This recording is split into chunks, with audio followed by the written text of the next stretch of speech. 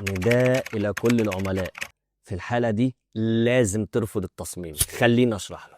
السلام عليكم صديقي العميل، أنا أحمد قبيل وده فيديو جديد من خليني أشرح لك. أيوة، صديقي العميل مش صديق المصمم، لأن الفيديو النهاردة للعملاء. لازم نكون متفقين إن اختيار لون للبراند بتاعنا مش مجرد اختيار جمالي أو ذوق شخصي، ولكن ده جزء أساسي من هوية وشخصية البراند بتاعنا. فلو المصمم اللي شغال معاك صديقي العميل استخدم الألوان بطريقة غلط أو حتى استخدم ألوان قريبة من ألوان البراند بتاعك، لازم في الحالة دي ترفض التصميم على طول. وده لأن لازم البراند بتاعك تبقى هويته مترابطة ومتناسقة على كل المنصات. والحل بسيط، قبل ما المصمم يبدأ شغل اديله البراند جايد لاينز بتاعة البراند بتاعك، واللي بيكون فيها الألوان بالكود بتاعها بطريقة الاستخدام، وكده نضمن ان المصمم يقدر يطلع شغل مناسب للبراند بتاعنا. وفي الفيديوهات اللي فاتت احنا اتكلمنا ازاي نختار لون مناسب للهوية بتاعتنا، وكمان عرفنا موقع سهل وبسيط نقدر نستخدمه في استخراج الباليت المناسبة للبراند بتاعنا. ولو حابب اشاركك نصايح او افكار تساعدك تحافظ على هوية البراند بتاعك، اكتب لي في الكومنتس، واكيد ما تنساش تتابعني وتعمل لايك وشير، وتستناني الفيديو اللي جاي مع معلومة جديدة.